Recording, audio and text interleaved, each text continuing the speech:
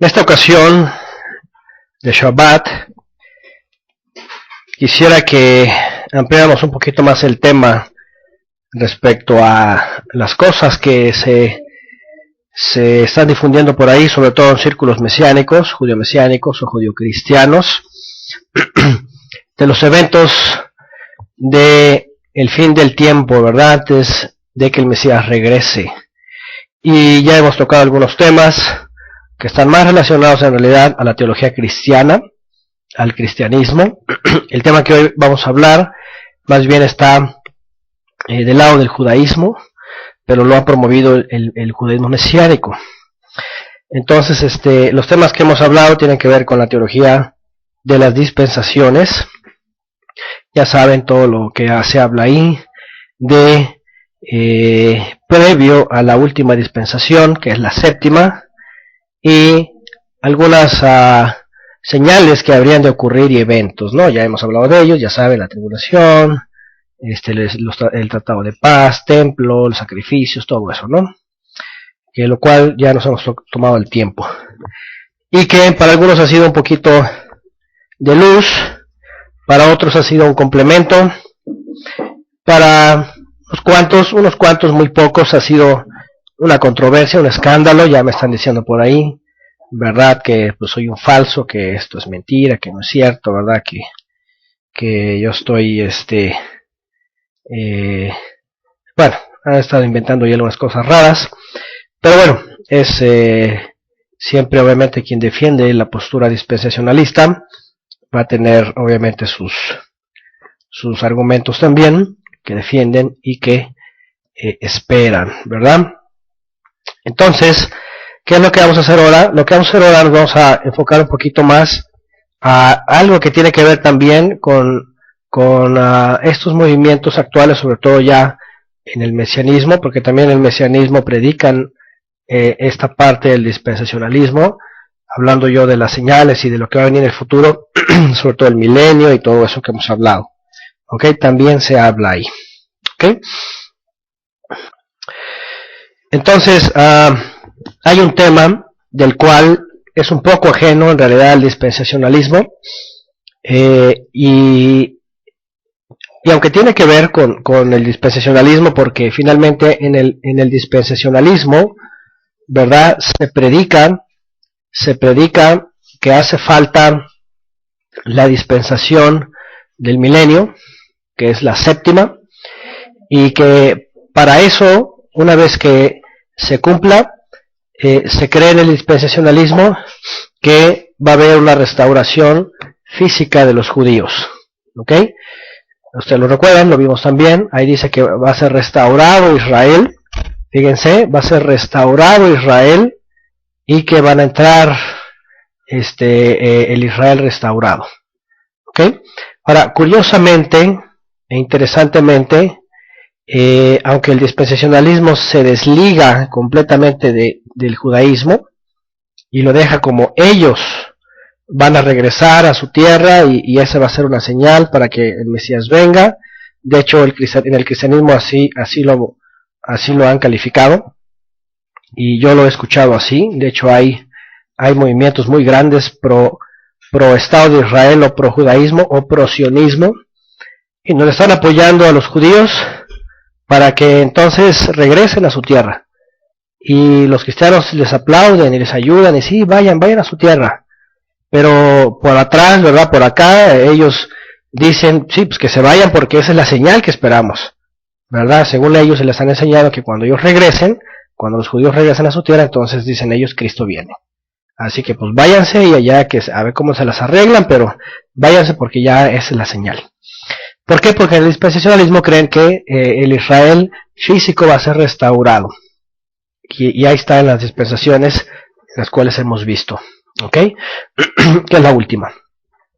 Entonces, interesantemente, ocurre algo en la historia, y esto a partir de la famosa fundación del Estado judío, el Estado sionista, actualmente, que hoy día está gobernando en ese lugar, que empieza a ocurrir un movimiento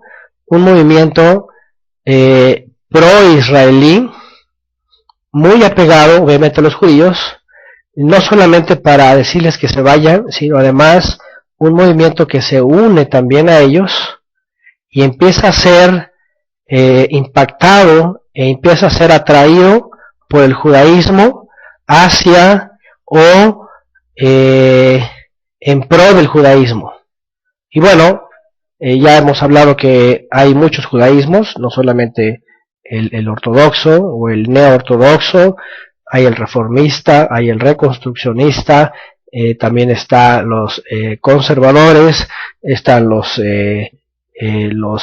Haredim, ¿verdad? Los místicos, están los Mizrahi y los Sefaradí, y bueno, hay un montón de grupos por todos lados, pero muy interesantemente empieza a ocurrir algo, y ahorita les voy a hablar un poquito más de la historia más atrás, que no es nuevo. Ojo con esto, ya lo hemos dicho, pero quiero que quede grabado en esta clase. Empieza a ocurrir algo que no es nuevo, que ya hay un antecedente, ¿ok? Muchos dicen que es algo sin precedentes, pero en realidad en la historia está registrado que ocurre algo parecido. De hecho, y ahorita vamos a tocar el tema, de hecho aquello fue tan grande, ¿verdad? Y fue tan conmovedor que el mismo judaísmo participó en ese evento. Y ahorita les voy a definir de qué se trata. Bueno, después de la fundación del Estado de Israel, décadas posteriores, empieza a haber un gran movimiento del cristianismo que se empieza a acercar al judaísmo. No solamente como para apoyarles, sino que son movidos sus sentimientos y sus emociones con el asunto del holocausto. Ya saben que el sionismo ha tocado el tema, ha usado el tema del holocausto para sensibilizar al mundo, ¿cierto? Ustedes se han dado cuenta, muchos de ustedes han visto películas que son elaboradas tocando el tema del holocausto, ¿verdad? Bueno, en hebreo no se le llama así, pero incluso le pusieron el nombre holocausto hacia el mundo para que esto fuera así catastrófico, ¿verdad? Sin embargo, ustedes saben también, y la historia cuenta esto, ciertamente existió y murieron muchos judíos y sobre todo Haredim, ¿verdad? Que ya hemos hablado de esto, es una confabulación entre los judíos de la Haskalah con los alemanes en contra de los Haredim, que finalmente los que sufrieron fueron los Haredim, es decir, los judíos místicos, porque traían un pleito contra los de la Haskalah, los judíos iluministas, y bueno, los que la pagaron fueron los judíos místicos. Bueno, total que, y no solamente murieron judíos, ¿verdad? Ahí están las cifras, murieron un montón de gente antifascista, gente testigos de Jehová, murieron cristianos, murieron un montón de gente de varias nacionalidades, y que no solamente fueron judíos, en realidad fueron de muchas formas de pensar y etnias o linajes. Entonces, bueno, ¿qué es lo que pasa décadas posterior a la fundación del Estado de Israel? Que ese suceso lo empiezan a usar para conmover, obviamente el cine tiene un gran poder sobre este asunto, la pantalla grande, ¿verdad? La televisión, después el DVD, VHS que salió, el DVD y todo eso, y empiezan a sensibilizar al cristianismo y el mundo entero, ¿verdad?, del sufrimiento de los judíos, y empieza a ocurrir un gran movimiento en Estados Unidos pro-Israel, pro-judaísmo. No sabían pro qué, simplemente decían pro-Israel, pensando que estaban en pro de los judíos, tal vez religiosos, ni se daban cuenta que estaban en pro del sionismo. Bueno, el caso es de que décadas atrás de las nuestras, hay antecedentes, ¿verdad?, de que se empieza a llevar información hacia el cristianismo desde la tradición judía, de que en el cristianismo, y fíjense cómo ocurrió, y ahorita les voy a decir cuándo fue la primera vez y cómo se dio, para ir a la escritura, cómo hicieron uso de la escritura. hoy día para soportar esa teoría. Ahorita vamos a llegar al punto y finalmente vamos a leer la escritura y vamos a ver de qué se trata esa escritura y cómo la han usado hoy para sus propósitos. Bueno, hay gente del judaísmo reformista que se acerca a los cristianos y sobre todo en Estados Unidos, ¿verdad?, a ciertos líderes importantes y empiezan a decirles, ¿saben qué? Ustedes cristianos, ustedes no son otra cosa que las tribus perdidas de Israel, y que pues bueno, ustedes se han dado cuenta que el pueblo de Dios, el pueblo judío, así dicen ellos, estamos sufriendo, ¿verdad? Ya saben lo que está pasando, pero todo esto que está ocurriendo es profético. ¿Por qué? Porque la Biblia dice, ya entonces empiezan a citar los profetas del Tanaj y empiezan a decirle a los cristianos, ¿verdad?, los que obviamente se dejaron persuadir, empiezan a decirles que es un cumplimiento profético, que el Estado de Israel es la prueba de que la higuera está resurgiendo otra vez y es un cumplimiento profético. Y entonces el pueblo de Israel, el pueblo judío, es una señal, ¿verdad?, de que se está restaurando para poder entonces entrar al famoso milenio, el Israel restaurado. Y empiezan a decirles a los cristianos, ¿verdad?, que ellos son las tribus perdidas y que tienen que apoyar a los judíos, a Judá, al hermano mayor, para que entonces juntos puedan vencer a sus enemigos, conquistar la tierra y regresar a la tierra prometida, ¿verdad?, reconquistarla, y entonces comienza el reino que está escrito, supuestamente, ¿verdad? Bueno, ellos citan las profecías para decir que Yeshua no trajo paz a la tierra, que Yeshua no trajo el reino, no trajo a los dispersos de regreso a casa, y empiezan a citarle un montón de profecías fallidas que Yeshua no cumplió, y que les empiezan a decir, el Mesías, Yeshua no fue el Mesías porque no cumplió esto y esto y lo otro.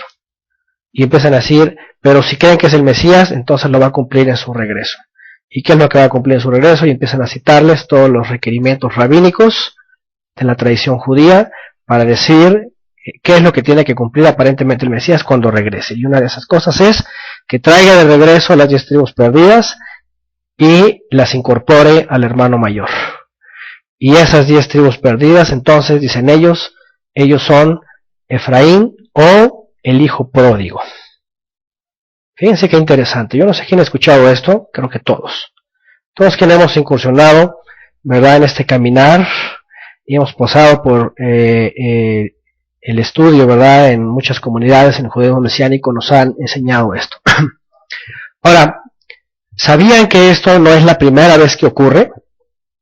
Bueno, ya lo hemos hablado, seguramente lo van a recordar, y hago la pregunta para aquellos que nos escuchen después a través del internet, en YouTube o en iVoox o desde la página. ¿Sabían que esto no es la primera vez que ocurre? Es más, estaba ya tan estructurado, ¿verdad? Todas las definiciones, todas las formas, todos los textos, que pues cualquiera pudo haber dicho, wow, esto es una super revelación. Esto es algo que, nadie se había dado cuenta. ¿Cómo es de que nadie se había dado cuenta, verdad? Las tribus perdidas, claro, ¿verdad?, nunca regresaron, se quedaron al exilio, y Judá, y el hermano mayor, y la higuera está renaciendo, y todo eso. Ahora, ya hemos hablado también, dimos un estudio sobre la higuera. Israel no puede ser la higuera, Yeshua no maldijo a Israel. Ya hemos hablado que Yeshua maldijo el liderazgo que estaba en aquella época. ¿Ok? Entonces, no podemos decir que Yeshua maldijo la higuera, maldijo a Israel completo. Al contrario, él vino a sanar y a rescatar a Israel, a los perdidos de Israel. No puedo haberlos hecho una maldición a todos. Ya vimos eso con detalle, que a quien maldijo fue al liderazgo. Y les quitó el reino. También ya vimos escrituras donde dice que aquí el reino os será quitado de vosotros y será dado a gente que sí da fruto. Es más, Yeshua mismo se lo quitó a los líderes de su época y se los dio a otros israelitas. No se los dio a gentiles, obviamente, se los dio a otros israelitas, que fueron los discípulos, ¿cierto?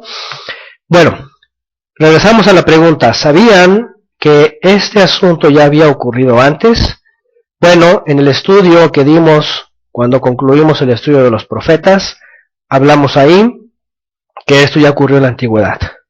¿Ok? Y para ser exactos, en el siglo XVII. A mediados y a finales del siglo XVII, esto ya ocurrió. Y ocurrió en la figura de un rabino, mitad ashkenazí y mitad sefaradí, ¿ok? Llamado Shabbatai Zvi, el cual ya hemos hablado de él. Hay información en internet de él también, hay rabinos que hablan de él. Fue un hombre que se declaró el Mesías, fue todo un fracaso. Sin embargo, en el tiempo que él emerge en Europa, había una necesidad profunda y una necesidad clamante que apareciera el Mesías. Los judíos en Europa habían sufrido ciertas calamidades, los pogroms, las persecuciones que había en Europa, y habían también ocurrido algunas persecuciones de la Inquisición y bueno, cosas de esas que también les afectaron. Ya había pasado lo de las cruzadas siglos antes, y el pueblo judío en Europa, y tanto conversos como los que seguían siendo de linaje,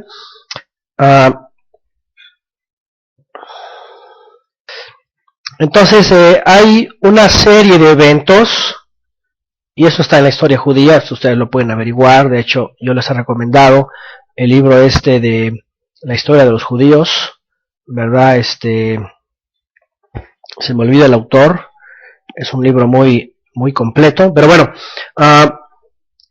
han estado ocurriendo varios eventos, y llegamos al siglo XVII, es más, desde el siglo XVI, ¿verdad? Uno de los eventos también que impactó al judaísmo fue el edicto, ¿verdad? Este mandato de la reina Isabel, la católica, la famosa católica, y Fernando de Aragón, los reinos de Castilla y de España, que expulsan no solamente a judíos, expulsaron también a árabes, a bereberes, a todos los que no se quisieron convertir al cristianismo, los expulsan. Entonces los judíos empiezan a salir, se van por todo el Mediterráneo, unos se van a África, otros regresan a Israel.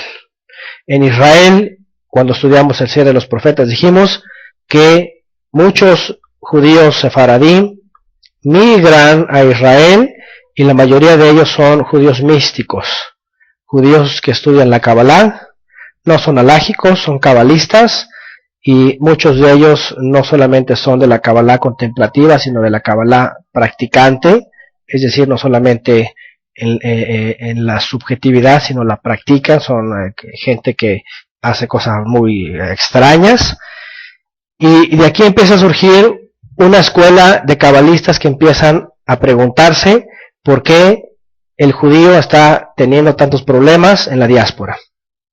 ¿Por qué persecuciones? ¿Por qué son expulsados? ¿Por qué las cruzadas? ¿Y por qué los pogroms? ¿Por qué todo esto? ¿Ok?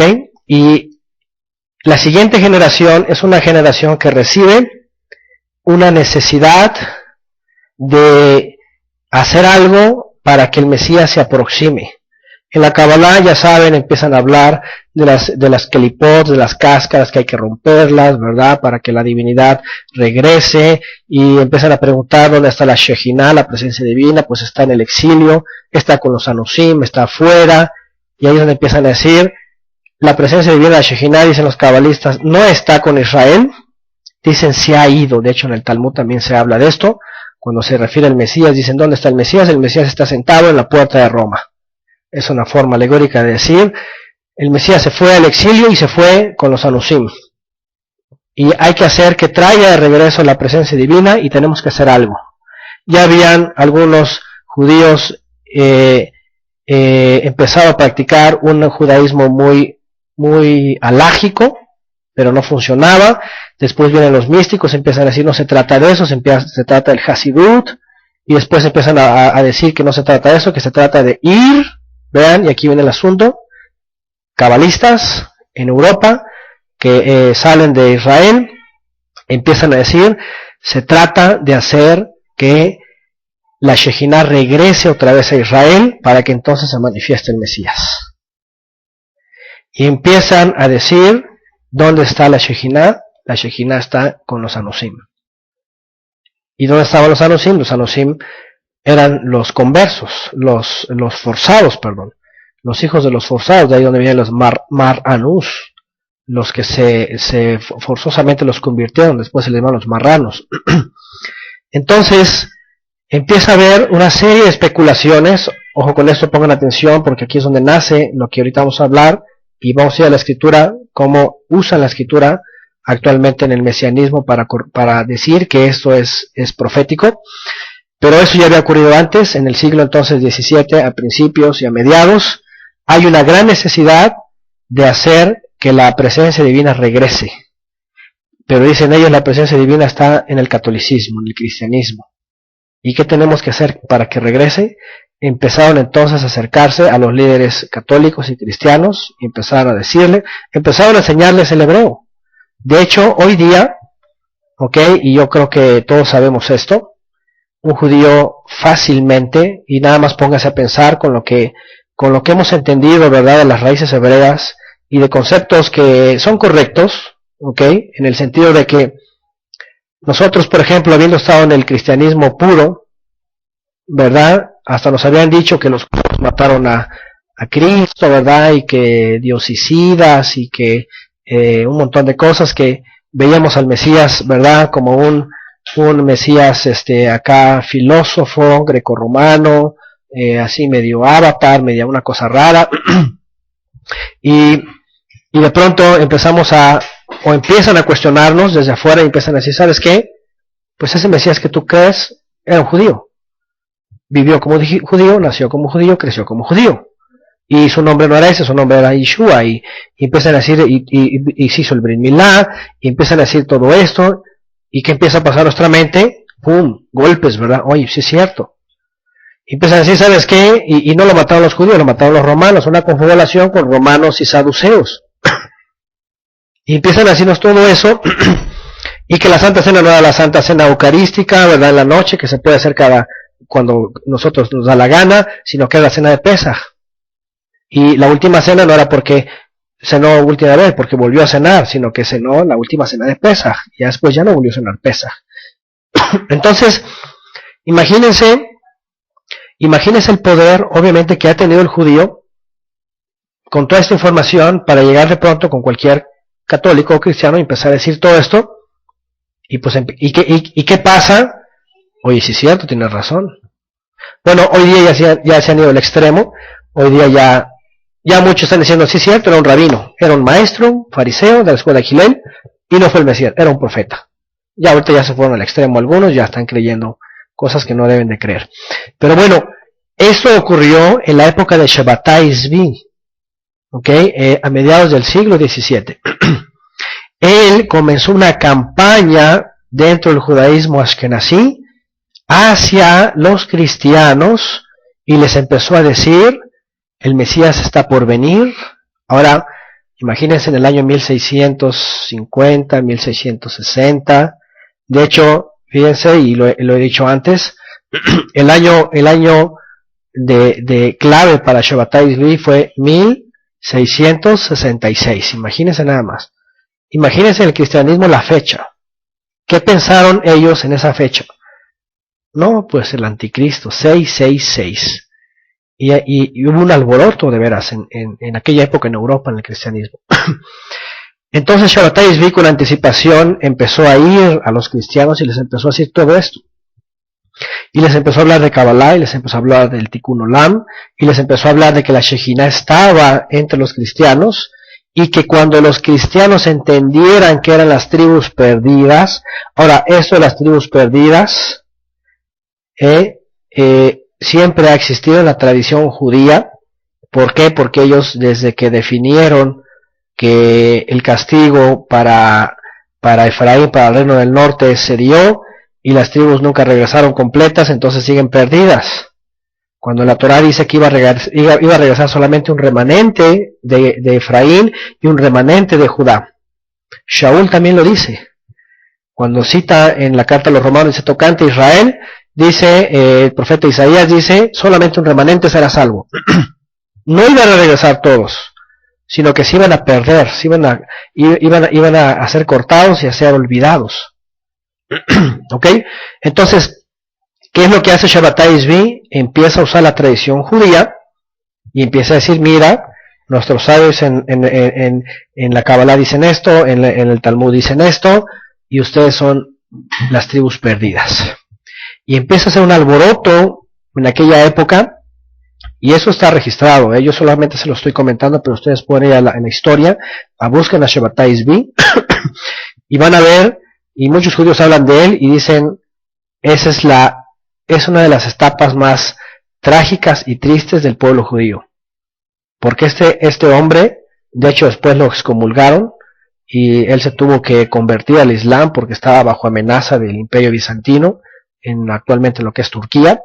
De hecho él nació en ese lugar. Es más, hasta el lugar donde nació es importante, ¿no? Porque en lo que actualmente es Turquía estaban dispersas las famosas 7 iglesias del Apocalipsis. Imagínense el impacto que tuvo ahí, ¿no? Él me parece que nació en la ciudad de Éfeso, si no mal lo recuerdo, una de dos, Éfeso o Tesalónica, pero ahí en la zona de actualmente lo que es Turquía. Entonces, ¿qué es lo que empieza a hacer Shabbatai Zvi? A difundir todo esto en el cristianismo de aquella época, y empieza a mover, les decía que pueden ustedes buscarlo, y hay rabinos que hablan de esto y dicen es el desastre. De hecho, a partir de Shabbatai Zvi, ustedes han escuchado que en Esmirna, ¿verdad, Víctor? Dice, gracias, sí, es uno de esos lugares, Esmirna, gracias, Víctor. Shabbatai Zvi es una figura del judaísmo en donde se dice que a partir de ahí, en el judaísmo ashkenazí, empezaron a prohibir la Kabbalah a menores de 40 años. Dijeron, ¿sabes qué? Quien quiera estudiar Kabbalah, primero que estudie la Gemara, la Mishnah, ¿verdad? Todos los comentarios de Rashi, la Torah, toda la tradición, y después de los 40 años dice, entonces que le entre la Kabbalah. Si no, va a ser un problema, va a ser igual que Shabbatai Zvi comenzó muy joven, a los 20 años ya era un rabino conocido, cabalista, muy importante. Bueno, esto está registrado todo en la tradición judía. Bien, y está registrado pues también que movió a masas en el cristianismo. Finalmente, fue él, porque eso ya venía en la tradición de las tribus perdidas y todo aquello, y que los venía en Usim, y que estaba la Shejina afuera y todo eso. Él lo llevó a la realidad y conglomeró a toda esta gente en el judaísmo cabalista y el cristianismo, y finalmente él se proclamó el Mesías. Él se proclamó el Mesías. Obviamente fue un fracaso, porque también la historia dice respecto a Shabbatai Zvi que apostató de la fe de la Torah, empezó a desatinar, dice, los mandamientos, empezó a hacer cosas blasfemas, incluso extrañas, porque él dijo que siendo él el Mesías, él había venido a corregir el error de Adán, y que ahora ya no existía el pecado, y que ahora cada quien podía hacer todo lo que sea, y el pecado ya no existía, y bueno, una locura de las que hoy día son más comunes, ¿verdad? Ya saben que de pronto sale tal predicador o tal profeta o tal apóstol y que hace cualquier cantidad de locuras. Entonces, ¿qué es a lo que voy? Hay un antecedente de lo que hoy día está pasando en el mundo mesiánico. Ya hay un antecedente. Aquella vez fue un fracaso. Ahora, una de las cosas que Shabbatai Zvi quería era que los judíos regresaran a la tierra de Israel. Fíjense, hubo una gran promoción de que los judíos tenían que regresar a Eretz Israel. De hecho, desde entonces empezó a decir y a promover que regresaran a Eretz Israel, porque cuando regresaran a Eretz Israel, entonces el Mesías se manifestaría desde ahí. ¿Qué les parece? Bueno, este es el antecedente. ¿Ok? Bueno, pasó la época del siglo XVII, Shabbatai Zvi pasa, después viene uno de sus alumnos, Jacob Frank, que también hace locuras, que de hecho de él, ya del grupo de él, muchos se convierten al cristianismo, ya hemos hablado de esto, y estos son los que introducen, ojo con esto, estos, podemos decir, alumnos que descienden de la escuela de Shabbatai Zvi y ahora seguidores de Jacob Frank, un siglo después, se convierten en el cristianismo muchos de esos. Un grupo crea lo que actualmente son los Rosacruces, la teosofía judío-cristiana y mística, y se hacen más grupos. Otros, los que se convierten en el cristianismo, ¿saben qué es lo que hacen? Empiezan a introducir en el cristianismo el asunto del milenio. Y es que falta el milenio, y es que falta el milenio, y es que el Mesías no cumplió lo que tenía que cumplir. Imagínense todo este grupo de gente con la tradición judía introducida en el cristianismo, empiezan a decir que el Mesías no ha cumplido tal y tal y tal y tal cosa. Y es necesario que cuando regresa se cumpla. Y ahí es donde se empieza ya, ¿verdad?, a construir, porque para principios del siglo XIX ya emerge esta figura de John Darby con toda esa información, y es cuando ya él la desglosa en las dispensaciones y ya incluye la séptima, el milenio, con todos sus detalles que hoy día conocemos. Y ahí se queda. Bueno, ¿qué es lo que pasa? Viene en el judaísmo, por otro lado, los judíos de la Reforma, ¿verdad? Después de la Haskalah, después de el asunto de esta división de la Reforma, vienen los judíos siguiendo ciertos aspectos del Shabbatai Zvi, nace el sionismo, y viene todo lo que ya hemos hablado también en la serie de los usurpadores. ¿Y qué es lo que ocurre? Que empieza el proceso de regresar así a Eretz Israel. Ya saben, ocurre la Primera Guerra Mundial, la Segunda, el Holocausto, todo eso lo usan. Es una telaraña que va entretejiendo el sionismo en realidad. Ok, si ustedes van a la historia se van a dar cuenta que Inglaterra, y ya para eso ya emergió Inglaterra, ya lo vimos en Apocalipsis, como una hegemonía mundial. Detrás de la hegemonía mundial de los ingleses están las sociedades secretas. Detrás de las sociedades secretas está la teosofía y el misticismo judío-cabalista, y ya se imaginarán quién está detrás de todo eso. Bueno, pues empiezan a acomodar las piezas. Esto lo vimos desde el punto de vista de Apocalipsis, porque para eso dijimos que el Satán ya es desatado y empieza a engañar a las naciones. Bueno, empieza todo el proceso hasta que nos lleva a 1950. Ok, bueno, desde el 48 ya saben, después de la Guerra Mundial, el establecimiento del Estado de Israel, y viene otra vez este proceso y llega hasta donde les comenté hace rato. Otra vez judíos, y en este caso la Reforma, acercándose a los cristianos y les empiezan a dar la misma teoría de Shabbatai Zvi. Solamente que aquí ya no mencionan a un Mesías, simplemente dice, viene el Mesías, tiene que pasar esto para que venga el Mesías. Y entonces empiezan a estructurar o a reestructurar otra vez este asunto, y obviamente hoy día, porque si ustedes saben, en el año 2000 hacia atrás, eso no era muy popular. En el año 2000 hacia atrás todavía estaba el cristianismo en su tope, sobre todo con los cantantes, ¿verdad? Y los movimientos pentecostales, y que el avivamiento, y que las lenguas, y que quién sabe qué, todo eso. Cuando viene el internet, ¿qué es lo que ocurre? Empieza a pasarse toda esa información al internet, y después, en una década, empieza a haber todo un movimiento de grupos mesiánicos por todos lados difundiendo lo mismo. Ahora, interesantemente, yo les he hablado, les llegué a hablar en una de las clases, por ejemplo, de un personaje llamado Eddie Chubney. Este hombre fue un pastor cristiano. A este hombre se le acercó también un judío de la Reforma, y le instruyó de todo este asunto. Fíjense, qué interesante. Un judío reformista, un rabino, se le acerca a este hombre está en Estados Unidos, y él empieza a crear una organización en su iglesia, pro-sionista, pro-Israel, y empiezan a difundir el mismo asunto de Shabbatai Zvi de las dos casas, que el pueblo judío es la casa de Judá, y Efraín, que está en el exilio, que está en el cristianismo, Efraín es la casa de Israel.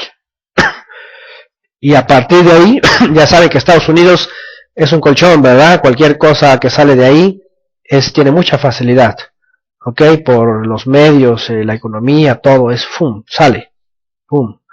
Y empieza a difundirse este asunto, y no tardó mucho que empezaron a salir alumnos de este hombre, y bueno, ya después en América, todo esto, en Europa, ya, por todos lados. ¿Ok? Y ahora, es interesante porque, por un lado, tenemos acceso, obviamente, a conceptos correctos de la escritura.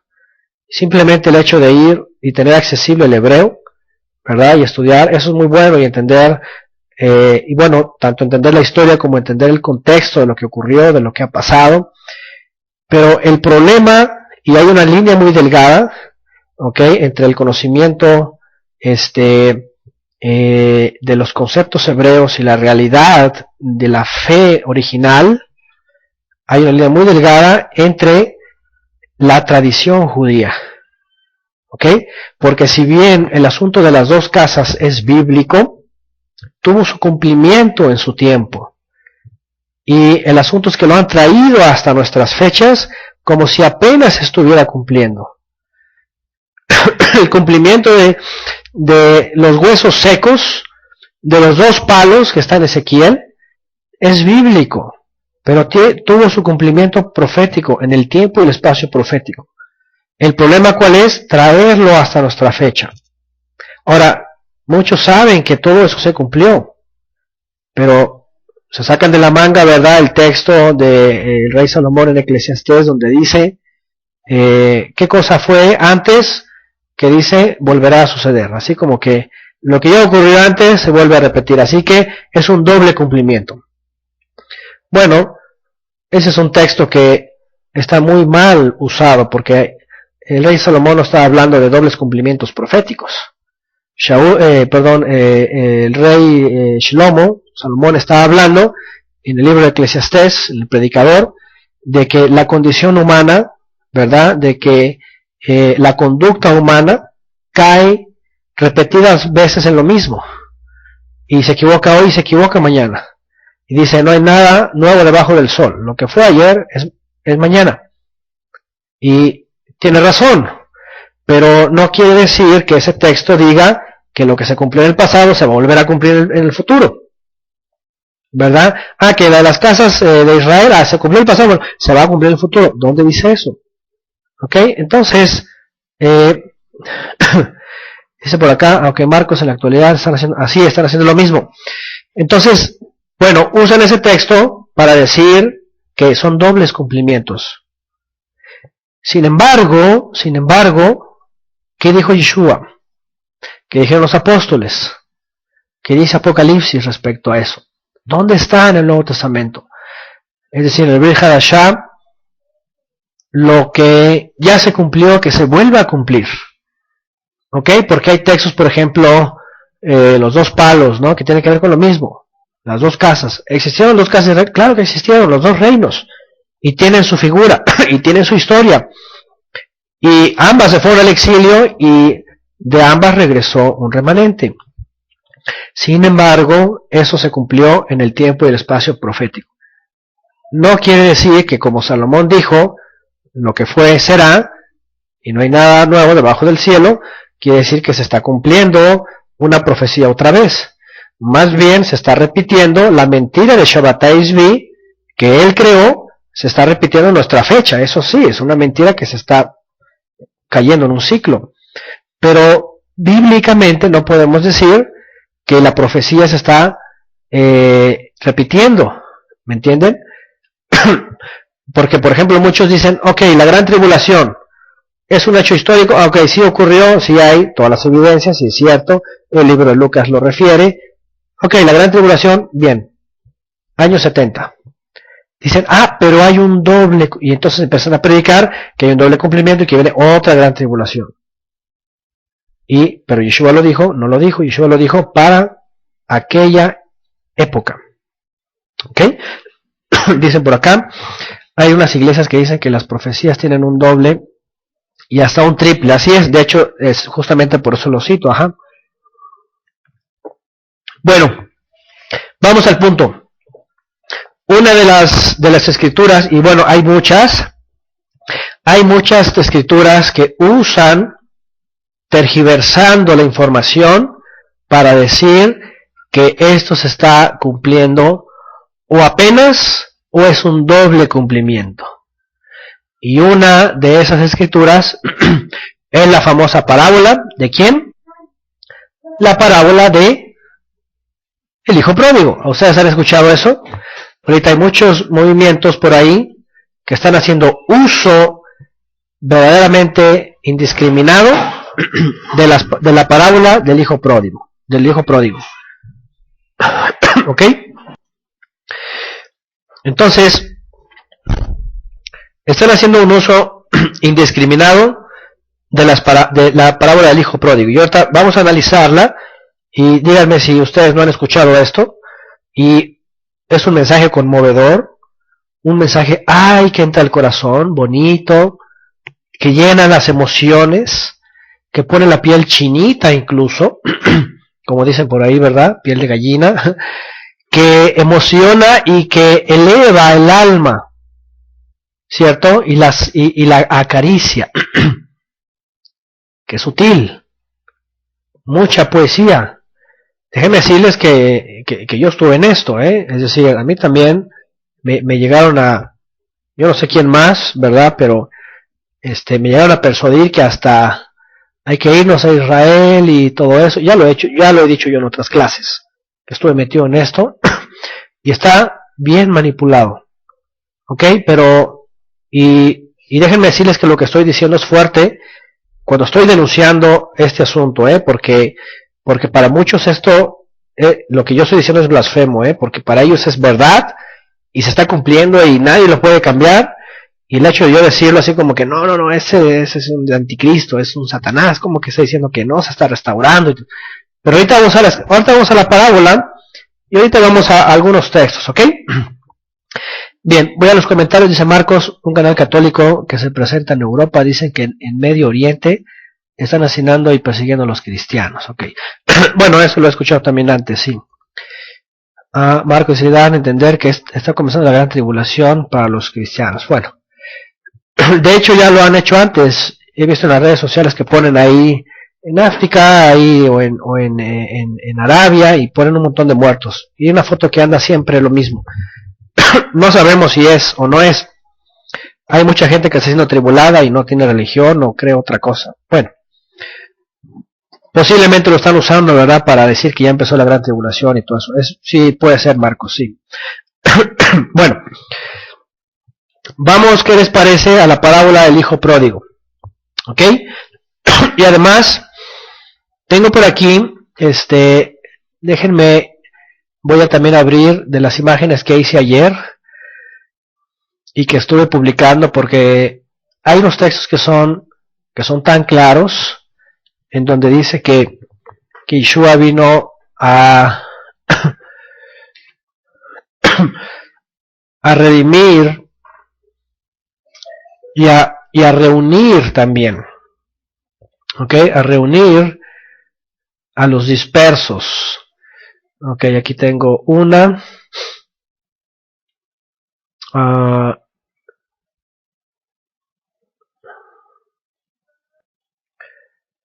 Ahorita las voy a subir incluso. Ok, dice Gadasa, a mí ese movimiento me cautivó porque lo conocí por un sueño, Ezequiel 37 y Efesios 2, y antes de eso no había escuchado de esto, dice Hadassah. Ok, sí, de hecho, en las iglesias de Estados Unidos eran iglesias un poco, no eran pentecostales, pero sí eran carismáticas, y fue una introducción así muy emocionalista del asunto. De hecho, hoy día también algunos predicadores suelen predicarlo con mucha emoción, así quebrándose la garganta y persuadiendo de esa forma a la gente que crea esto. ¿Ok?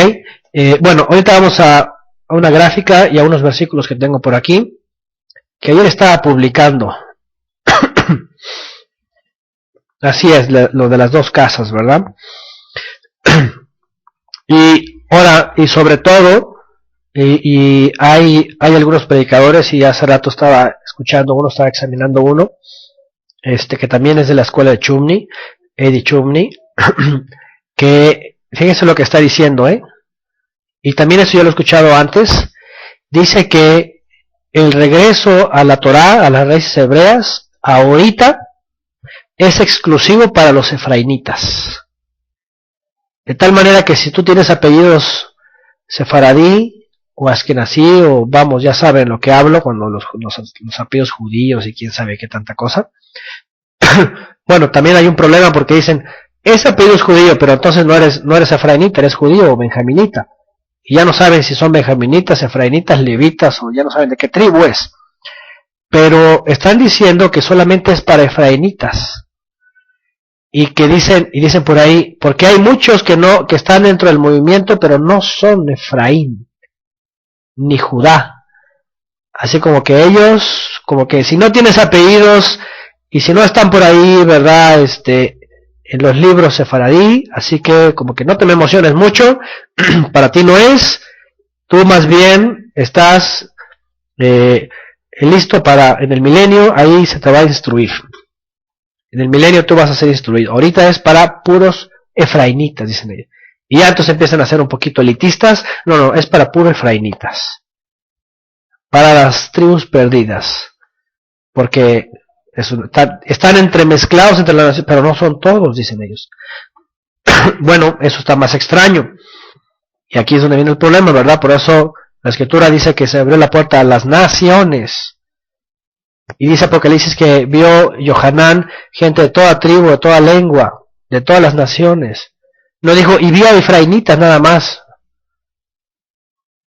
No, todas las naciones. Bueno, vamos a la Escritura y vamos a una parábola que hoy día han usado mucho, que es la parábola del hijo pródigo. Y esa está en el libro de Lucas, capítulo 15. Ok, Lucas, capítulo 15. De hecho, también ahí habla de la parábola también de la oveja perdida. Ok, vamos a entender esto. Recuerden que esto sí es bíblico, las dos casas, los dos palos. Ok, el exilio, ojo con esto, el exilio, el regreso del exilio, el Mesías, la reunificación de las casas es bíblico. La reunificación de las casas. ¿Qué no es lo bíblico? Lo bíblico es que lo saquen del tiempo y el espacio profético y lo manden hasta acá y digan que es un segundo cumplimiento. ¿Por qué? Porque eso no tiene base bíblica. Tiene base bíblica lo que ya ocurrió. Que sí fueron llevados al exilio, que sí se dividieron dos casas, que sí regresó un remanente, como dice Shaul, y solamente un remanente fue salvo, y que se unieron en la época de Yeshua y los apóstoles, y que ya no eran dos pueblos sino uno, y que de ambos pueblos hizo uno, ¿verdad? Y que el Mesías era necesario que padeciera él y no toda la nación, para congregar en uno a todos los dispersos. Ojo, ahorita lo vamos a ver esto. Eso es lo bíblico. Pero ¿cuándo? En la época de Yeshua. Cuando concluye aquello, cuando ocurre todo eso, Yeshua lo hace. Por eso Yeshua, cuando manda a sus discípulos, les dice, por camino de gentiles, no vayan. Y en casa de samaritanos, tampoco entren. Sino antes ir a las ovejas perdidas de la casa de Israel. Vayan primero a lo que me interesa, dijo Yeshua. Vayan. Por eso cuando se le acercaban los gentiles, Yeshua era indiferente. Era, espérame tantito, ahorita no estoy contigo, ahorita estoy con los de casa.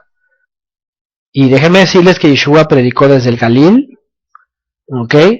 Desde el norte hasta Jerusalén. Y predicó en Samaria. Y en Samaria ya había muchos efraínitas asimilados, muchos mezclados.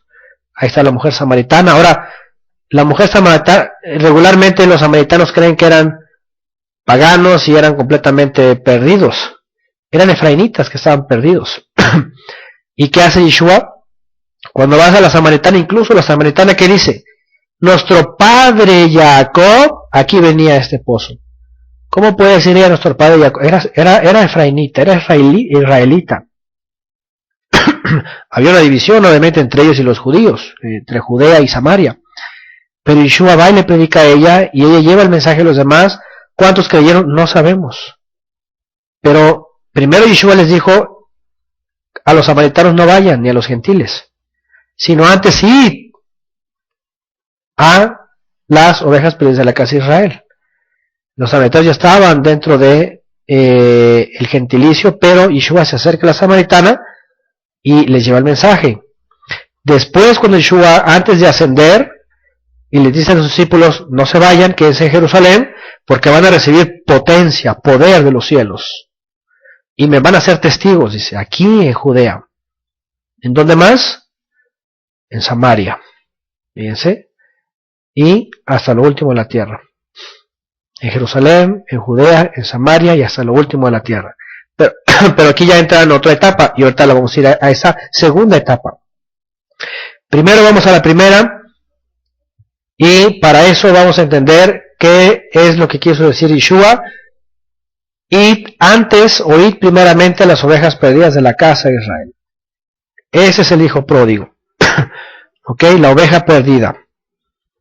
Y vamos para eso a analizar la parábola del hijo pródigo, que les parece Lucas 15, del 11 en adelante.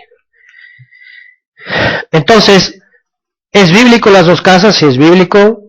La división, el exilio, el regreso, la pérdida, pero también es bíblico que en la época de Yeshua se cumplió, y aquí lo vamos a ver en la parábola. ¿Ok? Y vamos a entender por qué no es bíblico para nuestras fechas. ¿Qué tiene que ver lo que está pasando en nuestras fechas? ¿O es un engaño sutil? Porque finalmente lo que están haciendo es engañar a mucha gente, decir que es para Israel todo el asunto, que es para los judíos, que es para el templo y que hay que ir y forzando todo el asunto, aquello el milenio y todo lo demás. Vamos a la parábola. Dice verso 11, también dijo, aquí viene Yeshua, también dijo, un hombre tenía 2 hijos. Aquí está, aquí viene el famoso misterio de las 2 casas. 2 hijos, Judá y Efraín, y el menor de ellos, Efraín, dijo a su padre, padre, dame la parte de los bienes que me corresponde, y les repartió los bienes. ¿Ok? Ya conocemos la historia, ¿cierto? Ya hemos estudiado los profetas, ya hemos estudiado los escritos, el libro de los reyes, ya vimos que hubo la división, desde el pecado de Salomón, ¿verdad? Viene después Jeroboam, es dividido el reino, Roboam se queda con Judea, Jeroboam con las tribus del norte, las tribus del norte empiezan a fornicar con ídolos extraños, se pierden, pero también Ezequiel 23 dice que así como Samaria pecó, así como el norte pecó, Samaria, ¿verdad? Dice que también su hermana, Judea, dice, pecó peor que ella. Ahora, esto es interesante porque regularmente dicen, sí, Efraín pecó y se fue. Judá también pecó, y dice Ezequiel 23 que pecó, cuando habla de las 2 hermanas, la analogía, dice que Judá pecó peor que ella y no se arrepintió. Fíjense, entonces, fueron ambas mujeres que pecaron. Y ambas se fueron al exilio, y lo único que hace el Eterno es, Judá también, pero voy a dejar una pequeña luz a Judá, ¿por qué? Dice, nada más por amor a mi siervo David. Y deja una lamparita, dice, ¿verdad? Y ahí está un remanente también. Bueno, ya conocemos, es importante que conozcamos esa historia, porque hoy día también se vuelve a predicar lo mismo, sí, pero hay que saber cuándo se completó esa historia. Y entonces dice que repartió los bienes, y dice el 13, no muchos días después, dice, juntando todo el hijo menor, se fue lejos a una provincia apartada. Ahí está, se separó de su casa, se separó de su herencia, de su fe, del liderazgo, y se fue en apostasía, se apartó. Y ahí dice, desperdició sus bienes viviendo perdidamente. Es decir, toda la herencia que recibió la desechó, y se fue hacia los ídolos. Y dice, y cuando todo lo hubo malgastado, vino un gran hambre en aquella provincia y comenzó a faltarle. Viene una necesidad interior y le falta. el sustento. Y se fue y se arrimó a uno de los ciudadanos de aquella tierra, el cual le envió a su hacienda para que apacentase cerdos. Inmundicia, imagínense, Efraín ya fuera apostatando en la inmundicia. Y deseaba llenar su vientre de las algarrobas que comían los cerdos, pero nadie le daba. Y volviendo en sí, dijo, ¿cuántos trabajadores en casa de mi padre tienen abundancia de pan? Y yo aquí perezco de hambre. Me estoy muriendo, ¿verdad? Cuando allá abunda. Y aquí que viene Teshuvá. Viene un pensamiento de regresar, arrepentimiento y regresar. Empieza a reflexionar este hijo pródigo. Ahora, si lo metemos dentro del contexto y del tiempo profético, de que está hablando, de que en la época de Yeshua había esa misma necesidad en aquellos que ya se habían apartado, que ya no seguían la fe, que ya no, dice que andaban como ovejas sin pastor. ¿Se acuerdan? Cuando Yeshua comienza desde la tierra de Zabulón y Neftalí, desde el norte, dice que vio una gran multitud y los vio como ovejas sin pastor. Ahí están, despegados de su fe. Y tuvo compasión por ellos. Y vio que se estaban arrepintiendo. Aquí está, ese es Efraín. No tenemos por qué, ¿verdad?, suavizar y empezar a hablar categóricamente que es ahora y empezar a mover a los corazones y que, ay, tú eres el hijo pródigo. Ahorita vamos a ver, finalmente todos somos hijos pródigos, pero hay que ver proféticamente en el tiempo y el espacio profético dónde está este asunto. Dice por acá, sí, pero no podemos unirnos al hermano mayor porque él está en el campo, en el mundo paganizado. Por ejemplo, ¿no? Ahorita vamos a ver, algunos detalles acá, ¿verdad? Porque hoy día también el asunto, dicen, es que hay que regresar al hermano mayor. Y el hermano mayor está peor, ¿verdad? El hermano mayor está, como dice acá, en el campo está paganizado. Ahorita decir, vamos a regresar a Judá, está más metido en idolatría también, y está igual que el cristianismo. Está metido en cultos para Ishtar, y tradición judía, y pura alajá, y distorsionando la Torá, así es como dice Hadassah. Entonces, ¿a quién vas a regresar? Ahora, obviamente el asunto aquí es regresar al Padre, pero ahorita vamos a entender qué es lo que nos toca en nuestro tiempo. Bueno, continuamos. Entonces dice, vio, ¿verdad?, que en la casa de su padre hay abundancia de pan, y él tenía hambre. Dice en el 18, me levantaré e iré a mi padre, y le diré, Padre, he pecado contra el cielo, contra ti. Aquí viene la confesión de pecados. Y vean el proceso que ya vimos en Levítico de hacer Teshuvá. Número 1, tiene conciencia, ¿verdad?, de su acto. Número 2, tiene necesidad de ir, declarar su pecado, confesarlo y moverse del lugar equivocado, apostasía, y regresar al original. Aquí está la actitud de Teshuvá de Efraín. Voy a ir y le voy a decir esto a mi padre. 19, y también le voy a decir, ya no soy digno de ser llamado tu hijo.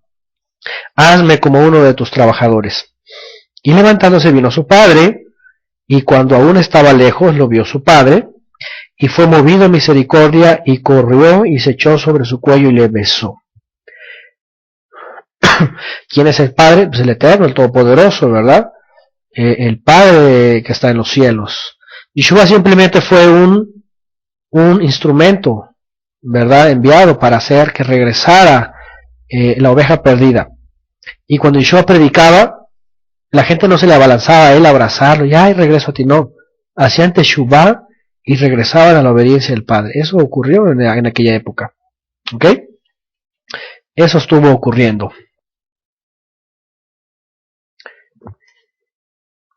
Y ahora también, aquí es donde vemos la bondad del Padre, ¿cierto? La bondad, ahora, por un lado hay la bondad del Padre, que cuando ve a sus hijos regresar, los admite. Esto de abrazar y besar, que lo ve de lejos, ¿verdad?, es la actitud de acuérdense que apostasía, la palabra apostasía es estar fuera del lugar, en el lugar equivocado, el lugar que no le corresponde, lejos. Entonces, cuando hace Teshuvá, lo que está haciendo es acercarse otra vez. Y esto de verlo de lejos quiere decir, estoy viendo que está dejando la apostasía y se acerca a mí. Abrazar y besar es la forma de entender la bondad del Padre que nos, dentro del contexto que admite otra vez a la oveja perdida, a Efraín. ¿Ok? Y lo recibe de regreso. Y dice en el 21. Y el hijo le dijo, Padre, he pecado contra el cielo y contra ti. Aquí viene la confesión de pecados. Ya no soy digno de ser llamado tu hijo. Pero el padre dijo a sus siervos, sacad el mejor vestido y vestidle. Vean, aquí viene la restauración. Restauren otra vez su condición. Quítenle las vestiduras de inmundicia, de pecado. Efraín, las 10 tribus que estaban ya fuera del liderazgo de Judá de Judea en aquella época, no eran admitidos, seguían ellos su propio culto, trataban de hacer lo que podían, estaban totalmente sin pastor. Y en la restauración que ocurre, que encuentran un pastor y encuentran una forma de ser purificados a través del arrepentimiento. Regresan y el Padre les limpia y les pone vestiduras nuevas y hermosas además. Y dice, y poner un anillo en su mano también y calzado en sus pies. Ahora recuerden que Efraín en realidad tiene la primogenitura por Yosef, no Judea, no Judá, no nadie más. Judá tenía el cetro, ¿verdad? Pero Efraín tenía la primogenitura por Yosef. Después de Yosef viene Efraín, Efraín viene la primogenitura, y por eso le pone el anillo, ¿verdad? Reconoce su arrepentimiento. Hay otra parábola también de los 2 hijos, ¿se acuerdan? El que dijo, sí voy, y no fue, y el que dijo, no voy, y sí fue. Es lo mismo. Ahora, más adelante vamos a ver que Judá se endurece su corazón, se cierra, y después ya no quiere entrar a la fiesta. Vamos a ver también su actitud, ¿verdad? Egoísta y arrogante. Le faltó humildad, por eso se cerraron, y por eso dijeron, no, nosotros no entramos, no nos interesa. Entonces, vamos a entender que ese es un tiempo profético. Ahora sigue. Calzado en sus pies, todo eso lo restauró. 23. Traed el becerro gordo y matadlo y comamos y hagamos fiesta. Porque mi hijo, dice, muerto era lo que dice el profeta, ¿verdad? Que Efraín murió. Y vimos también la parábola, también en la figura de la mujer, de la niña de 12 años que muere, que representa Efraín, está muerta. Y va Yeshua y la resucita, la incorpora otra vez a los vivos. Es una figura de Efraín. Y la mujer adulta de Judá que la purifica. Entonces dice, mi hijo era muerto, no es de que estaba muerto, pero ya lo daba por muerto, al hecho de salirse, apostatar y dejar su hogar. Pero vean, y ha revivido. ¿Qué es lo que hace Yeshua? Volver a dar vida. Eso después Shaul se la pasa hablando. Dar vida a los que estaban perdidos, a los que estaban en sus pecados, los purificó y los hizo que hicieran Teshuvá. Dice, se había perdido y es hallado. Ahí está, la oveja perdida. Y comenzaron a regocijarse.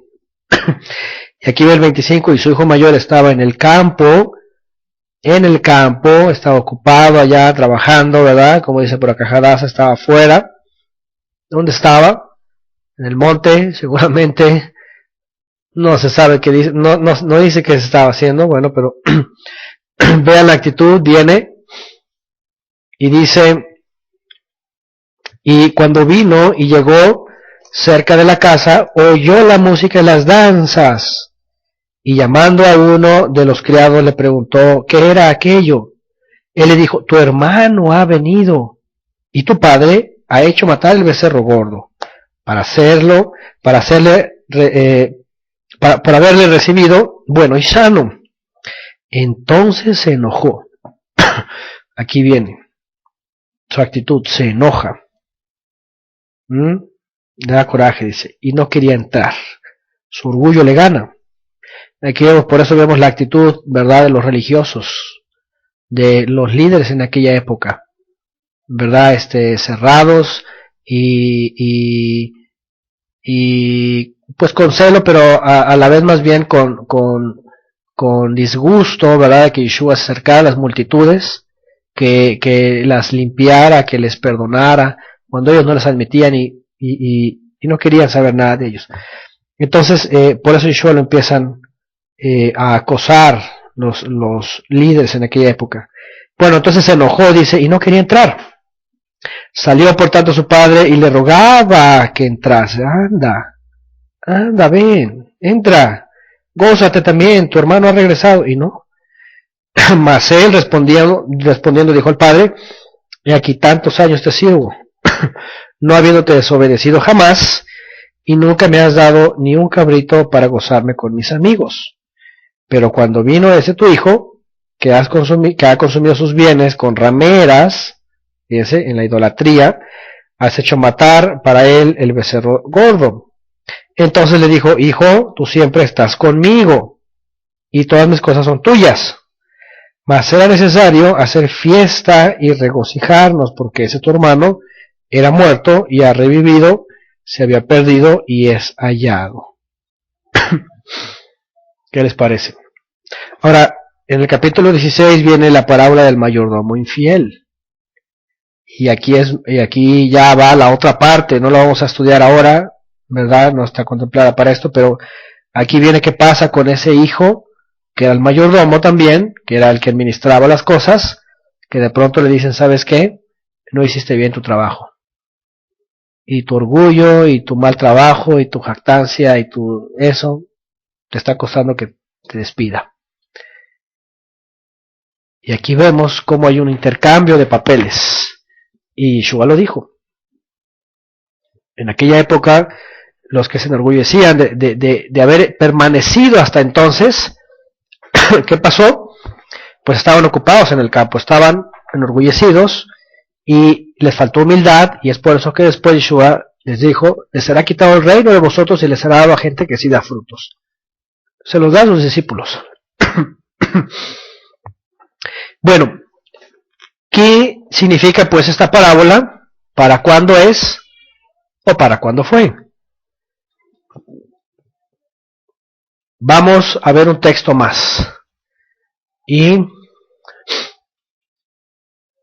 el que hemos citado, por ejemplo, Mateo capítulo 10, verso 5, en donde dice, cuando Yeshua envía a sus discípulos, dice, a estos 12 envió Yeshua y les dio instrucciones diciendo, por camino de gentiles no vayáis, ojo con esto, por camino de gentiles no vayáis, no vayan con gentiles, y en ciudades samaritanos no entréis, sino id antes, verso 6, a las ovejas perdidas de la casa de Israel. Los perdidos de Jacob eran los que primero le interesaban a Yeshua. Yeshua después vuelve a enviar a los 70, ¿se acuerdan? Primero envía a los 12, después envía a 70, y les da instrucciones que vayan a las ciudades de Israel y vayan a predicar las buenas nuevas al rey de los cielos acercado. Cuando entren, ya saben lo que les dice, ¿verdad? Si esa casa es de paz, su paz quedará. Si no, sacudan sus pies para testimonio, y después los ayes, ya los vimos, sobre las ciudades impenitentes, todo lo demás. Y cuando se le acercaban los de origen gentil a Yeshua, que decía, casi los ignoraba. Solamente aquella mujer, ¿verdad? Sirofenicia, que se postró y casi le rogó, y dijo, tu fe te ha salvado. Pero Yeshua, cuando viene por primera ocasión, viene al linaje de Jacob. Ojo con esto, porque hoy día no sabemos quién es el linaje, si hay o no hay, y todo lo más posible es de que no hay una revoltura de cualquier linaje, porque eso dice la genética hoy día. El descubrimiento del genoma humano hoy nos da muchas claves y mucha revelación para decir, ahorita no hay linajes, ahorita no hay tribus. Nadie puede asegurar eso. Por ahí algunos rabinos se decían, no, pues que está un grupo, quién sabe en dónde, por allá, metida en la India y otros en África, un grupito de 100, de 200 que son de la tribu de quién sabe qué y de quién sabe qué. Solamente lo dicen por decirlo, pero no hay linajes. Hoy día es multitud de naciones, hoy día es es una mezcolanza, pues, es la multitud mezclada, ¿cierto? Ahorita no hay linajes, no hay tribus. Nadie puede decir, yo soy de la tribu. Bueno, por medio del Mesías nos convertimos y somos introducidos a través de él, porque también hoy día por eso dicen, no, ahorita nada más es para puros efraínitas y judíos, porque en la Nueva Jerusalén hay 12 puertas y cada puerta tiene un nombre de una tribu, así que van a entrar los que son de esa tribu. Háganme el favor, hoy día están cerrando las puertas para los de origen gentil. Y les digo, ¿y qué tal si yo tengo apellidos nativos de México, verdad? Nativos de quién sabe qué tribu aquí nativa. ¿Entro o no entro? Si yo creo en Yeshua y yo guardo Torah. ¿Entro o no entro? Les pregunto cuando yo he debatido con esa gente. ¿Entro o no entro? Les digo. No, pues sí, porque si guardas Torah y crees en Yeshua, entonces ¿cómo me está diciendo que voy a entrar? Y por otro está diciendo a gente que no va a entrar. ¿En qué tribu, en qué puerta voy a entrar? Si para eso vino Yeshua. Yeshua es una bandera de las naciones, ¿verdad? Y capaz que entramos por la puerta más grande, que es Él. Y que voy a estar buscando si soy, ¿verdad? Rubenita, o que si soy neftalitita, o quién sabe qué tanto. ¿Quién sabe eso? ¿Me entienden? Entonces, pero aquí está hablando de linaje. Cuando Yeshua viene por primera vez, ¿qué es lo que hace? Va específicamente y primeramente al linaje que se ha apartado y que Yeshua dice, me interesa ir por ellos. Primeramente, antes ir a las ovejas perdidas de la casa de Israel. ¿Correcto? Manda a sus 12, después manda a los 70 a todas las ciudades de Israel para que regresen. ¿Ok? Dice por acá, según un Roé, si descubriste la revelación antes de 2009, eres de la casa de Judá. Oh, sí, andan diciendo por ahí que cuando el Eterno profetiza a través de Ezequiel y le dice, ponte del lado izquierdo, ponte del lado derecho, y cuenta tantos años para Judá y para Efraín, y hacen una cuenta por los 2000 años que han pasado, y dicen que el 2009 es el cierre, ¿verdad? Sí, cierto, Hadassah, creo que es de eso, ¿verdad? Lo he escuchado antes. Y que en el 2009 ahí ya eres dice después de 2009 ya se acaba el tiempo de Efraín y entonces a partir de 2009 ya empiezan vienen los efraimitas. Todo y bueno, han sacado un montón de cosas de por aquí y por allá tratando de forzar el asunto y una tergiversación de textos y finalmente usando todo esto, pero esto ya pasó. Ahora, cuando Yeshua se refiere a otras ovejas, fíjense, en Juan capítulo 10, verso 16,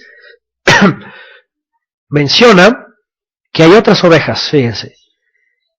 Juan 10, 16 dice, también tengo otras ovejas que no son de este redil.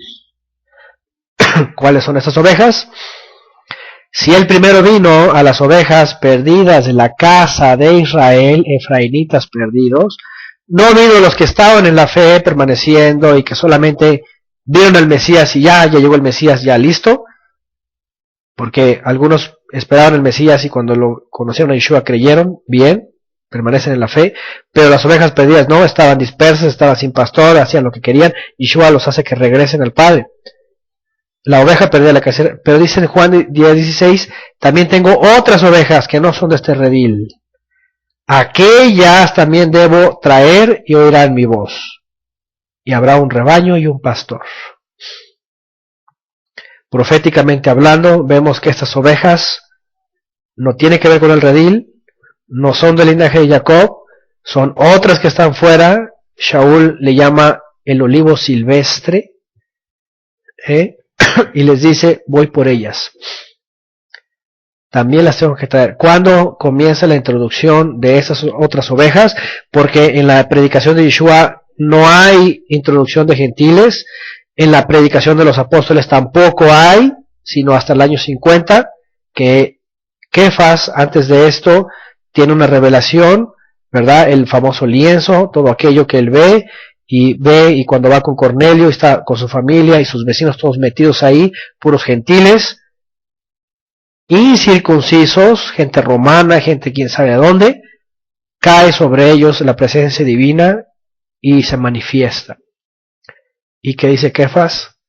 El Eterno está eligiendo de entre las naciones gente para el pueblo, para él.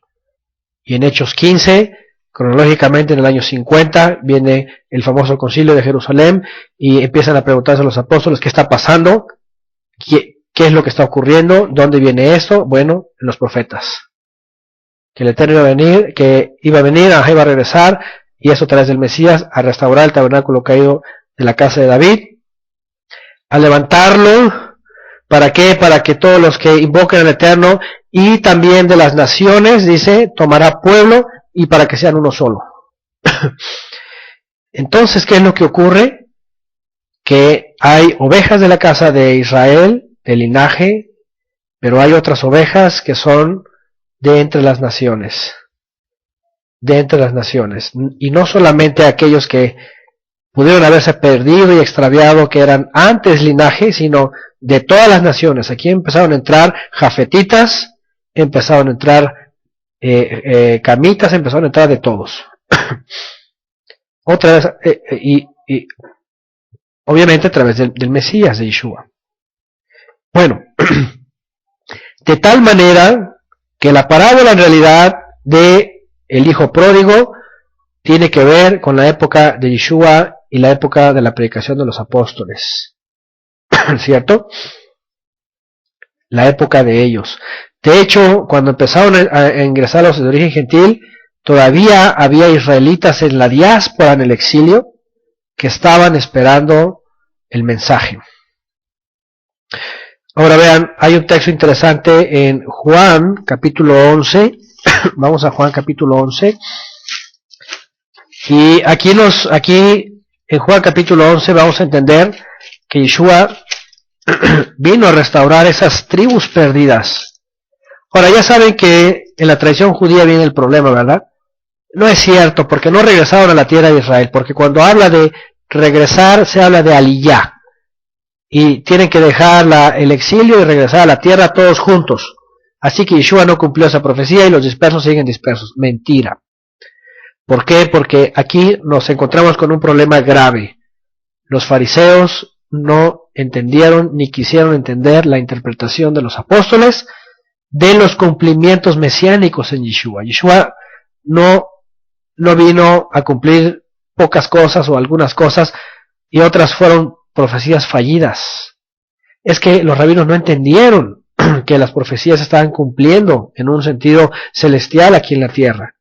Y que no se trataba de que regresaran las 10 tribus físicamente a la tierra, sino que se uniera todos los dispersos en el Mesías, se unieran y se hicieran uno. Corto, vamos a ver. Dice por acá, yo escuché que Cornelio era circunciso. La verdad de las cosas es eso nadie lo puede comprobar. Nadie lo puede comprobar. ¿Okay? Y aunque él hubiera sido, hubo un montón de gente de origen gentil que no estaba circuncidada. Por ejemplo, ¿quién sí podemos comprobar? Tito. ¿Se acuerdan de Tito? Es más, Timoteo, habiendo crecido con madre judía, no estaba circuncidado. Y a él lo circuncidó Shaul, dice. ¿Verdad? Por causa de los suyos. Pero a Tito, dice la escritura, que a él no lo circuncidó. Entonces podemos decir que era gentil. Y no lo obligaron a circuncidarse, fíjense. Era de origen gentil. Ahora, con Cornelio había más gente. ¿Cierto? ¿Y toda esa gente qué? Entonces, para que vean, aquí es donde viene en los textos forzados. Es que Cornelio era circunciso. ¿Y cómo sabes? ¿Tú lo viste? ¿Tú le hiciste la circuncisión? ¿Tú estabas ahí o qué? No podemos decir una cosa así, ¿verdad, Homero? Yo no sé quién piensa igual que yo, pero esa es una suposición, pero no es una realidad. Sin embargo, vemos a Tito. Tito era incircunciso. Y Shaul no lo circuncidó. ¿Por qué? Porque le dijo, para ti no es.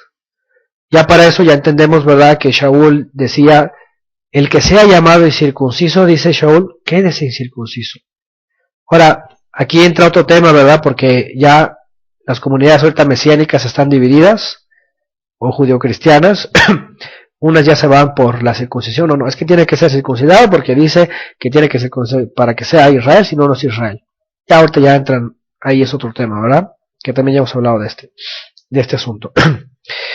Bueno, vamos a Juan 11, vamos a ver un texto también aquí, que muchos lo han ignorado, sí lo conocen, pero lo ignoran y entonces empiezan a hablar de los dobles cumplimientos, que porque quién sabe qué, que se está cumpliendo hoy día, que no sé qué, que los huesos secos.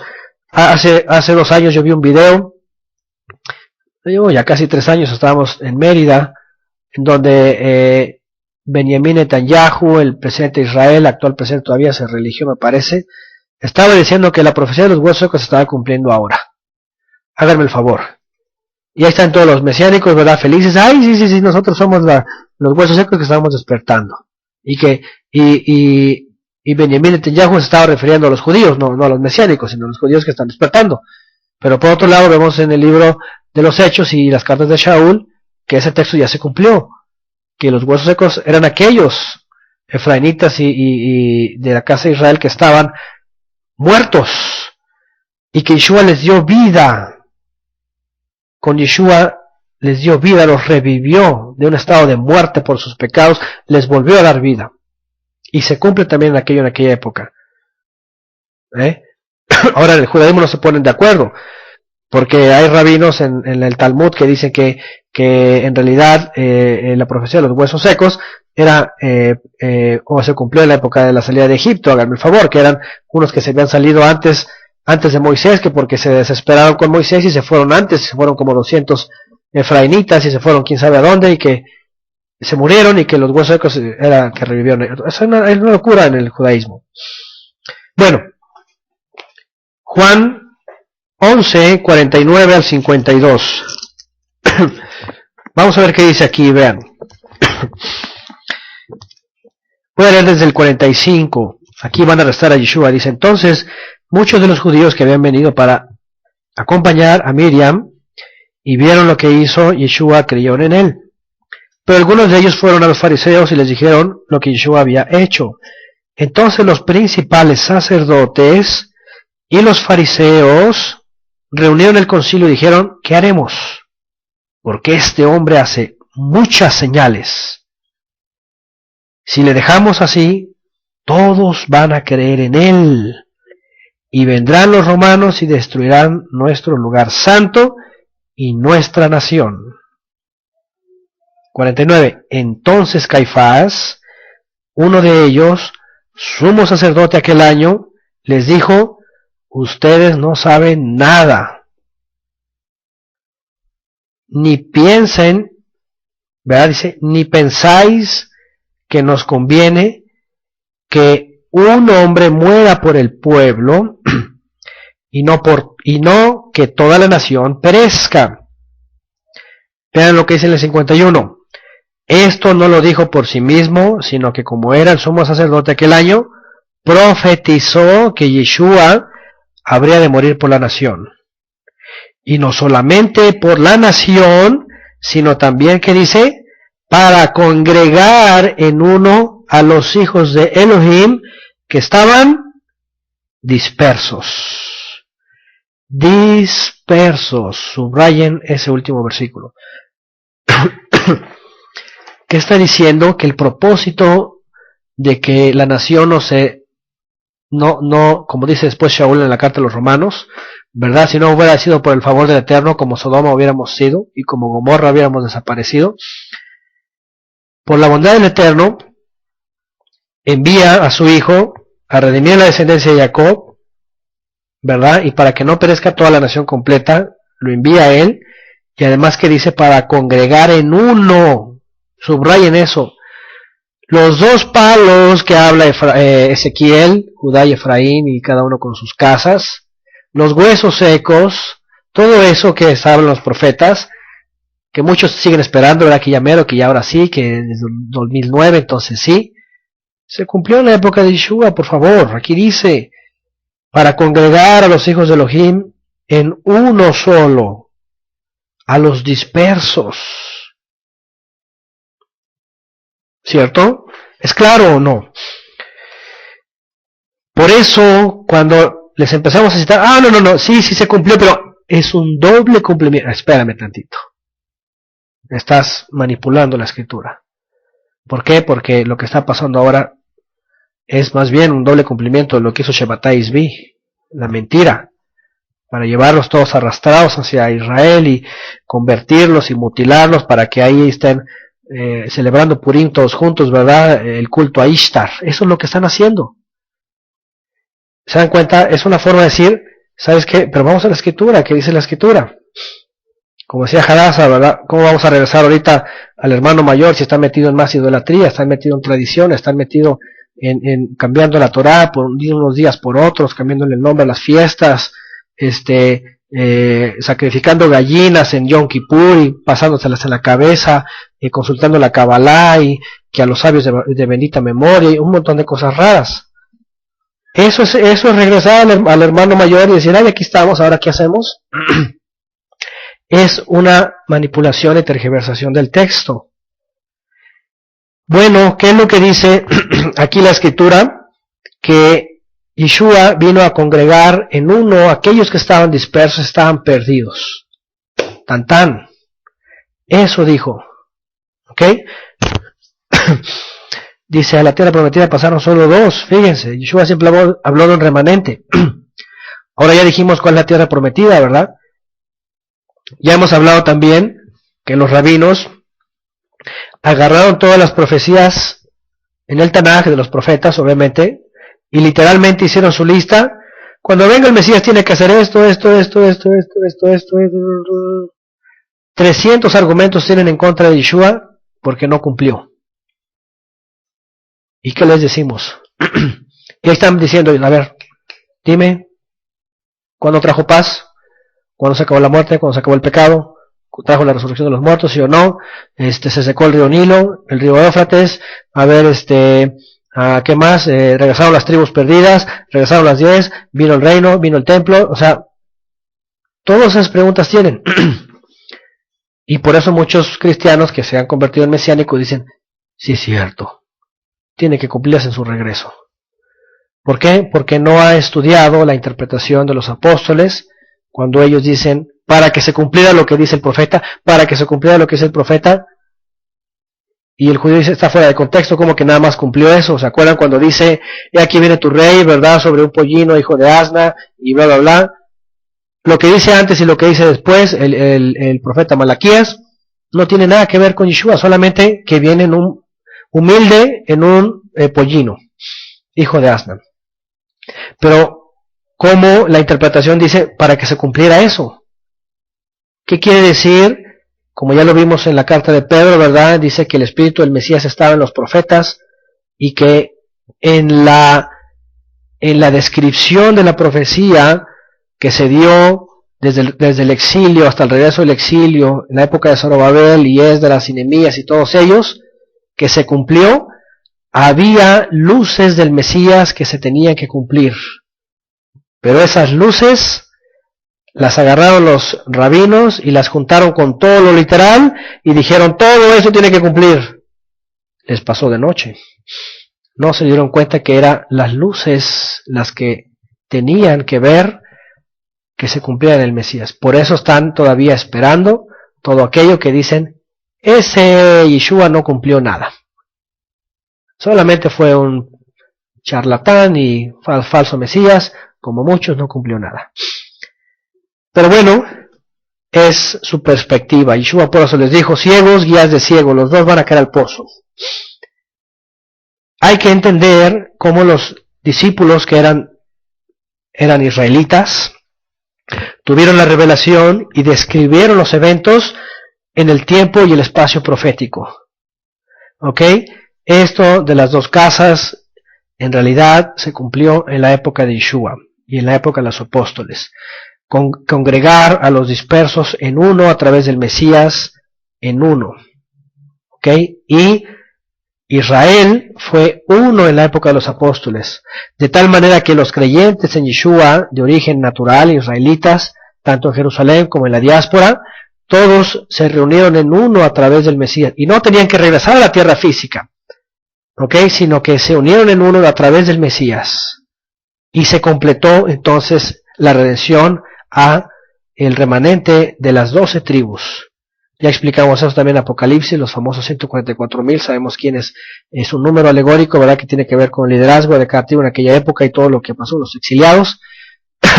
Y también la otra oveja que no era de ese redil, viene a partir del libro de los Hechos, cuando ya también vimos, ¿verdad? Que empieza a introducir los apóstoles a gente de origen gentil, que además están viendo que la presencia divina viene sobre ellos, la revelación sobre ellos, la luz sobre ellos, se convierten en un tabernáculo también que ha sido levantado, ¿verdad? Y que les dicen, no es necesaria la circuncisión, fíjense. Si siendo incircuncisos recibían la presencia divina, los apóstoles dijeron, es suficiente. Este es un misterio que estaba escondido en todas las generaciones. Eso dice Shaul. En la carta a los Efesios dice, un misterio que estaba escondido por todas las edades. Nadie sabía esto. Que ustedes, los de origen gentil, también son coherederos junto con nosotros. Por eso el judío hoy día se siente muy arrogante. El reino de porvenir es para nosotros. Ellos se sienten salvos todos. Aunque vivan como vivan, aunque vivan pecaminosos y vivan siendo gays, el hecho de ser judío para ellos son salvos. Van a entrar al mundo por venir. ¿Por qué? Porque ellos dicen, porque no somos judíos y ya. El gentil, pues el gentil que se pierda. Entonces, vean lo que hace Shaul, se rebaja Shaul y dice, ¿sabes qué? No nada más es para nosotros la salvación. También es para los de origen gentil que busquen al Todopoderoso, ¿verdad? Y se injertan a través del Mesías. Un misterio que estaba escondido por todas las edades. Si apenas lo alcanzaron a ver ellos que tenían revelación, por eso no lo vieron los rabinos. Entonces, a partir del año 50 hasta nuestras fechas, no hay ninguna oveja perdida de la casa de Israel. En el tiempo y el espacio profético, seguimos siendo ovejas que no éramos de ese redil, pero que a través de Yeshua, Él abre una puerta y nos sigue introduciendo a ese redil. Ahora, aquí hay otro tema, ¿verdad?, del olivo natural, que Shaul habla en la carta a los romanos. ¿Quién era el olivo natural? Hoy día, por cierto, el mesianismo está diciendo que el olivo natural son los judíos ortodoxos, o los judíos, pues. ¿Qué ellos son el olivo natural? Hágame el favor. Pues sí, como no, el olivo, sí, cómo no. Nada que ver. El olivo natural, ellos en realidad son ramas, dice Shaul. El olivo natural, es verdad, siempre fue Israel, pero Israel que se mantuvo en las promesas, en la fe, en la obediencia, y también que creyó en Yeshua. El olivo natural eran los israelitas que creyeron en Yeshua y permanecieron en la fe. Ese es el olivo natural. Y la rica savia es la fe, es la Torah, es la presencia divina que alimenta a ellos. El aceite, ¿verdad? Es como la menorá. Entonces, el olivo natural no son los judíos que hoy día, ellos son el olivo natural, hay que regresar al olivo natural. No. Shaul dice que son ramas desgajadas y que ya están cortadas y que, claro que pueden reinjertarse, pero necesitan hacerlo a través de Yeshua. Ahora, aquí ya está el tema ¿verdad? Que por ahí un rabino que fue pastor antes bautista y que ahora ya es rabino y que hizo su propia versión de la Biblia y todo eso, él sacó un video ahí muy famoso de los dos olivos ahí, diciendo que los judíos son el olivo natural y hay que injertarnos a ellos. Mentira, mentira de las mentiras. El olivo natural no son los judíos, menos si no creen en Yeshua. El olivo natural fueron los israelitas de aquella época, del linaje de Jacob, que creyeron en Yeshua. Ese sí es el olivo natural. A ellos hay que injertarse, o sea, nosotros que venimos de fuera hacia dentro, a través del Mesías nos injertamos a esos que eran observantes, eran celosos, practicaban la santidad, vivían la santidad y creyeron en Yeshua. Ese sí es olivo natural. Y la rica savia es lo que nutre a ese olivo natural, que es la presencia divina. Entonces tampoco queda ese asunto, ¿verdad?, de que el olivo, bueno, hay que injertarlos y todo eso. Entonces, bueno, ¿qué es lo que vemos? Yeshua cumple todo aquello que estaba escrito en los profetas. Y como les digo, muchos sí lo aceptan, pero después viene la tergiversación del texto, de ahí, es un doble mentira, no es un doble cumplimiento. Estamos en lo que Yeshua llamó la plenitud de las naciones, la totalidad.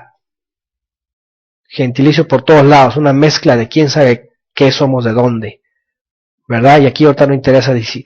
¿Por qué? Porque entonces ya se vuelve en el elitismo, ¿verdad? Y ahí andaré muchos muy orgullosos que porque su apellido lleva EZ, y ya se sienten levitas casi. ¿Qué es eso? ¿Qué es eso? Si en el Mesías somos todos iguales, unos.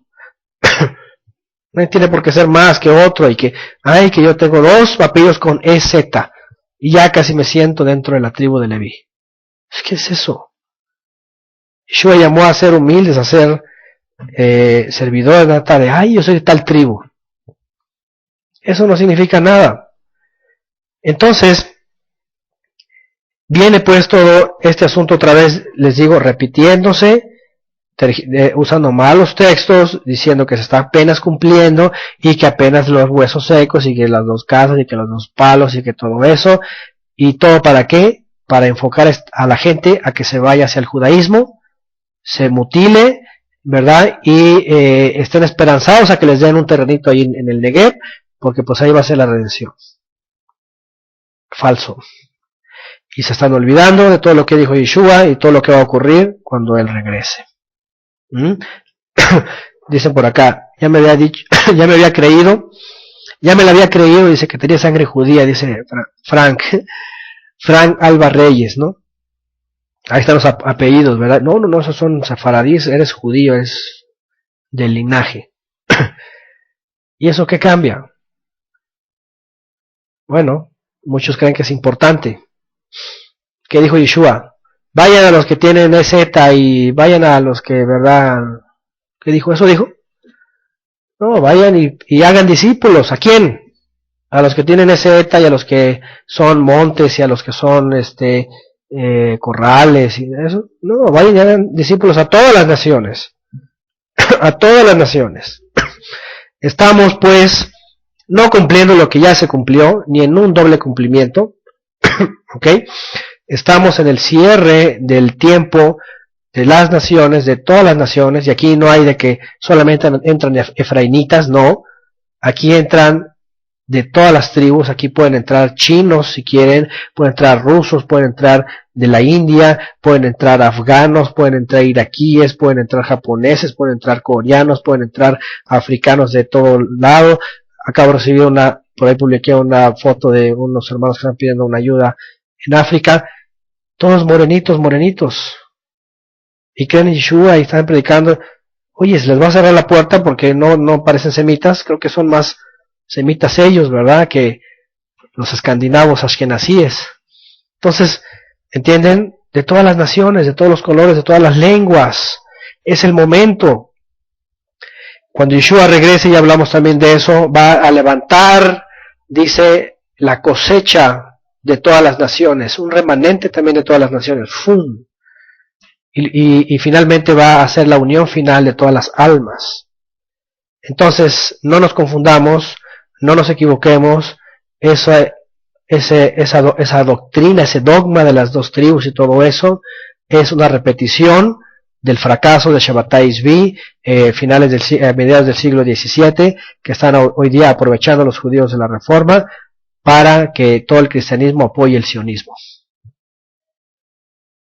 ¿Dónde está eso en el Brit Hadashah? ¿Dónde está eso en Apocalipsis? No lo hay. Más bien, y para colmo, ¿verdad?, en esos grupos está diciendo que va a venir un gran avivamiento y que las tribus van a emerger de pronto de la nada, y un gran avivamiento y de pronto todas las tribus ahí y todos clamando.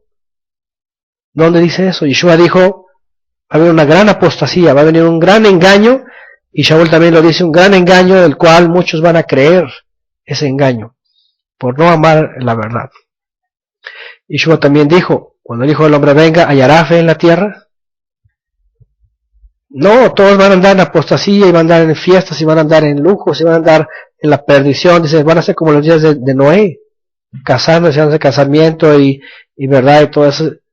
Y de pronto va a venir repentinamente. No hay que estar en cosas que no están escritas. Lo que ya se cumplió, ya se cumplió. Y actualmente lo que tenemos es la esperanza de que regrese y finalmente venga una redención final celestial, no terrenal. Dice por acá, Purim es la fiesta donde se visten de todos los personajes del mundo. Es una pregunta. Algunas comunidades sí saben la mayoría que es Purim, ¿verdad? La fiesta de las suertes la extraen del libro de Esther. El libro de Esther nunca se halló en el canon, nunca estuvo dentro del judaísmo, lo introdujeron hasta el año 95 de nuestra era. Los fariseos.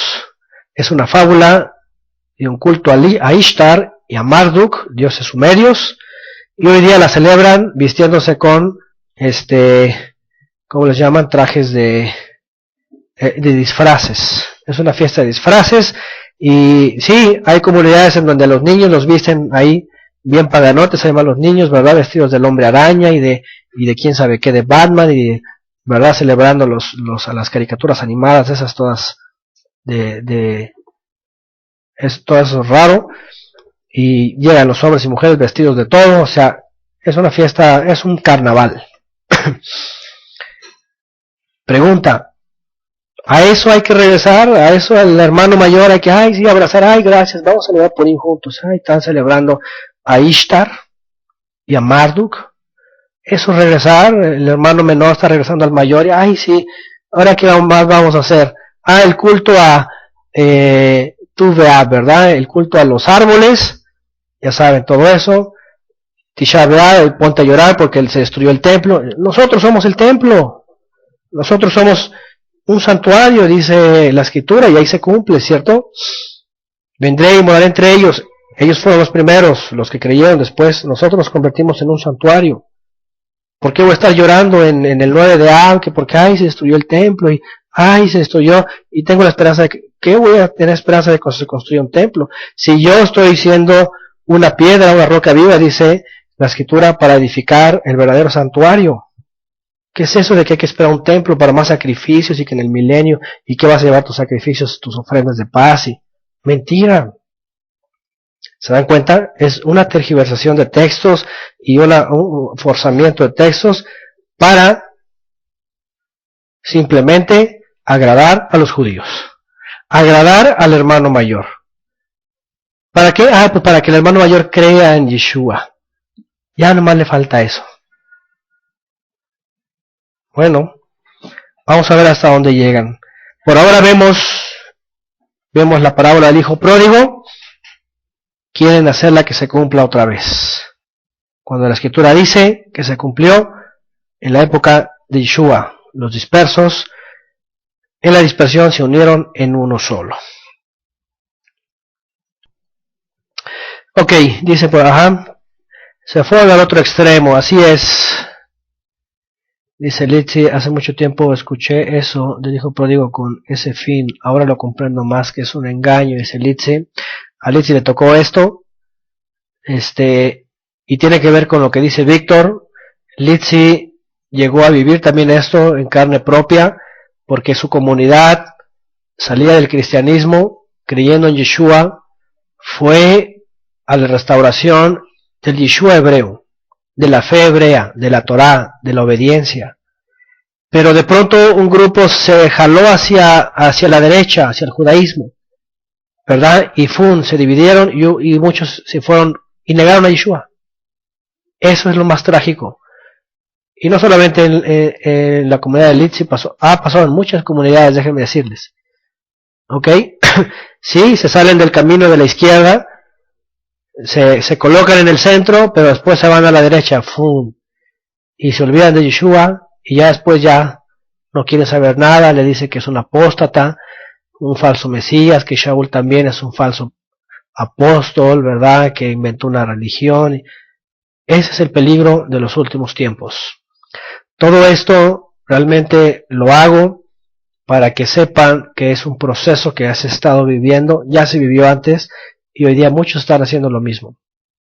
Si bien hay que salir de Babilonia, es verdad, salí de ella, pueblo mío, huí de ella, pero tampoco quiere decir que hay que irnos a la derecha, ¿verdad?, hacia allá, porque ya les van a decir, ese Yeshua que tú crees no es el Mesías, mira, porque le faltó esto.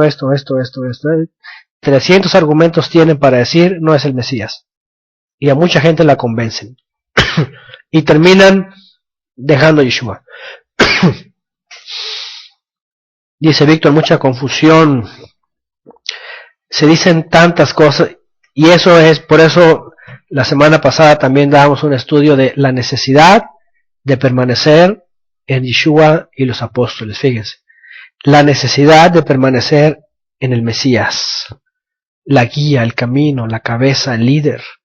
¿Por qué? Porque si me voy a la izquierda, ya acá un montón de teología, pastores, predicadores, apóstoles y que reformadores y que quién sabe qué, papas y sacerdotes. Pero por otro lado acá a la derecha, y ahí están, ¿verdad? Los jajamim de bendita memoria les llaman así. Los rabinos y que tal rabino y que tal sabio y que los gaones y que ya nos perdimos también. Más confusión por acá, junta las confusiones y mega confusión. ¿Sabes qué? La necesidad de permanecer en las palabras de Yeshua. No nos queda de otra. Y ahí estar, ahí, tomado de él y sabes que siguiéndolo a él. Lo que ya cumplió, lo que dijo, lo que enseñó, lo que enseñaron los apóstoles.